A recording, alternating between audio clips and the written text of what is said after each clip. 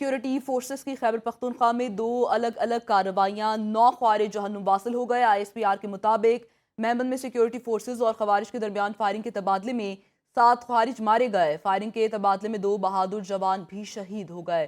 شہید ہونے والوں میں حوالدار محمد زاہد اور سپاہی آفتاب علی شاہ شامل ہیں۔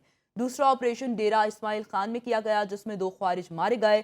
ہلاک خوارج کے قبضے سے اسلحہ اور گولہ بارود بھی برآمد ہوا۔ دوسری جانب وزیر اعظم شہباز شریف نے کہا ہے کہ ملک سے دہشت گردی کے مکمل خاتمے تک اس کے خلاف جنگ جاری رکھیں گے۔ دہشت گردی کی اس جنگ میں پوری قوم افواج پاکستان کی شانہ بشانہ کھڑی ہے۔ وطن کی خاطر اپنی جانوں کا نذرانہ پیش کرنے والے قوم کے بہادر جوانوں اور ان کے اہل خانہ پر پوری پاکستانی قوم کو فخر ہے۔ ابھی آپ کو ہم خبر دیں گے عثمان بزدار دور میں من پسند ٹھیکیدار کو ٹھیکہ دینے کے لیے قانون شکنی کا انکشاف۔ آڈٹ رپورٹ کے مطابق سیالکوٹ ویسٹ مینجمنٹ کمپنی میں ٹھیکہ من پسند کمپنی کو دے کر 618 ملین روپے کی مالی بے ضابطگی کی گئی۔ پنجاب اسمبلی کی پبلک اکاؤنٹس کمیٹی نے آڈٹ رپورٹ پر وضاحت طلب کر لی ہے۔ تفصیلات جان لیتے ہیں، سہیل عباس بلوچ ہمارے ساتھ موجود ہیں۔ سہیل بتائے گا اس رپورٹ میں کیا انکشافات آئے تھے؟ جی بالکل، بزدار دور میں من پسند ٹھیکے دینے کے انکشاف سامنے آیا، جبکہ آڈٹ رپورٹ میں سیالکوٹ ویسٹ مینجمنٹ کمپنی میں ٹھیکہ من پسند کمپنی کو دے کر 618 ملین روپے کی جو ہے وہ بے ضابطگیاں سامنے آئی ہیں، جس پر پنجاب اسمبلی کی پبلک اکاؤنٹس کمیٹی کی جانب سے جو ہے وہ آڈٹ رپورٹ پر تحقیقات شروع کر دی ہیں۔ سیالکوٹ ویسٹ مینجمنٹ کمپنی کے بورڈ آف ڈائریکٹرز کی منظوری کے بغیر ٹھیکیدار کو رقم کی ادائیگی بھی کر دی گئی تھی، جس پر آڈٹ رپورٹ نے مالی بے ضابطگیوں کی تحقیقات کی ہدایت کر دی ہے اور ٹھیکیدار کو 618 ملین روپے کی ادائیگی کو آڈٹ ڈپارٹمنٹ نے 2021-22 کی رپورٹ جو ہے وہ غیر قانونی قرار دے دیا، جس پر پبلک اکاؤنٹس کمیٹی کی جانب سے اس پر جو ہے وہ متعلقہ محکموں سے ریکارڈ طلب کر لیا ہے۔ جی بہت شکریہ سہیل عباس بلوچ اپڈیٹ کرنے کے لیے۔ بلوچستان کے علاقے نوشکی میں قومی شاہراہ پر بس کے قریب دھماکہ ہوا۔ پولیس کے مطابق دھماکے میں 5 افراد جاں بحق اور 10 سے زائد زخمی ہو گئے، جنہیں فوری طور پر ہسپتال منتقل کر دیا گیا۔ اسی بارے میں تفصیلات جان لیتے ہیں، بیورو چیف کوئٹہ کفایت علی ہمارے ساتھ موجود ہیں۔ کفایت بتائے گا اس واقعے کے بارے میں انیشلی کیا انویسٹیگیشنز اب تک سامنے آئی ہیں؟ جی بالکل، یہ بلوچستان کا علاقہ ہے نوشکی، جہاں پر قومی شاہراہ ہے جو کہ دالبندین قومی شاہراہ کہلاتی ہے N40۔ اس پر ایک مسافر بس کے قریب جو ہے وہ دھماکہ ہوا ہے۔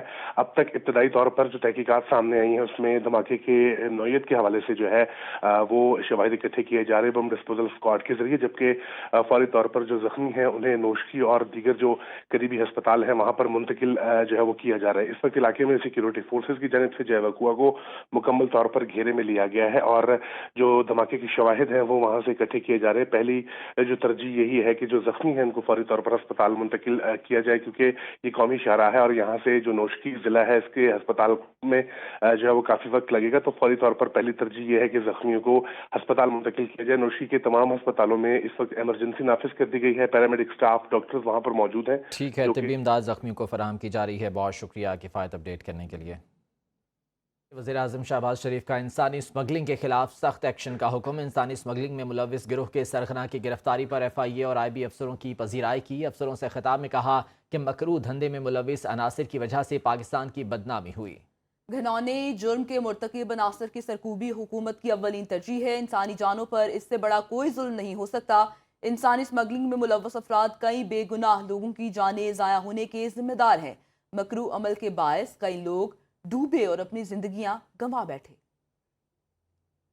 یہ لوگ جو ہیومن ٹریفکنگ کے گھناؤنے جرم میں ملوث ہیں، اس نے پاکستان کی نظر بے پناہ بدنامی کرائی ہے، بلکہ بیچارے لوگ کشتیوں میں سوار ڈوب گئے، کوئی گریس کے ساحلوں میں، کوئی موروکو کے وہاں پہ ڈوب گئے۔ ہمیں انتہائی امبیرسمنٹ ہوئی۔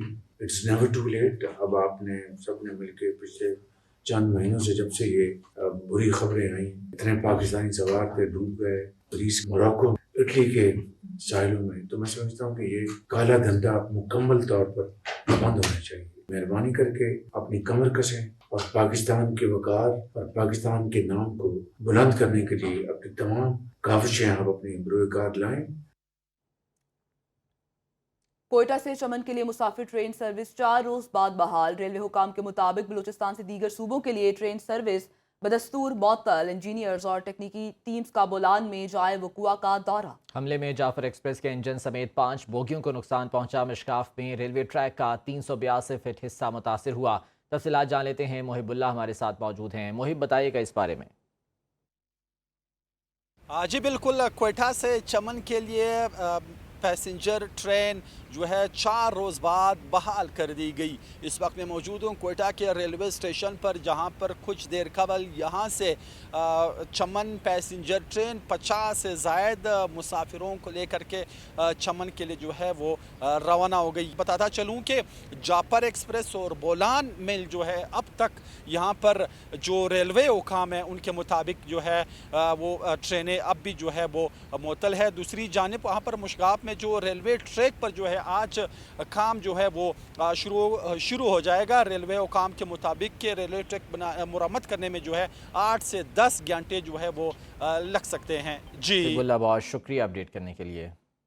और साने है, जाफर एक्सप्रेस के दौरान जाली खबरों और मनफी प्रोपागेंडे के तबाहकुन असरात पर फेक न्यूज़ वॉच डॉग ने 22 सफ़ात पर मुश्तमिल तहकीकाती रिपोर्ट जारी कर दी। रिपोर्ट ने BLA और भारतीय मीडिया का गठजोड़ बेनकाब कर दिया। रिपोर्ट के मुताबिक सोशल मीडिया मुहिम में भारतीय मीडिया, BLA और एक पाकिस्तानी सियासी जमात के कारकुनान सरगर्म रहे।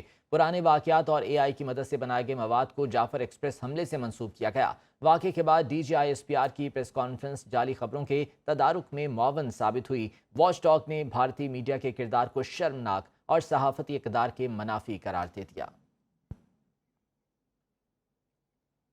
आगे बढ़े, आपको बताएं, पाकिस्तान मुस्लिम लीग नून के सदर नवाज शरीफ और वज़ीर आला पंजाब मरीम नवाज शरीफ की ज़ेर सदारत इजलास तारीख़ी विरसे की बहाली और महफूज करने के लिए Lahore authority for heritage revival कायम। नवाज शरीफ लहर के स्ट्रिंग कमेटी के पैटर्न इन चीफ होंगे। नवाज शरीफ की तजावुज़ात के मुतासरीन को कारोबार के लिए मुतबादिल जगह देने और मुआवजा अदा करने की हिदायत। हेरिटेज एरियाज़ की बहाली के लिए जामे प्लान भी तलब कर लिया गया।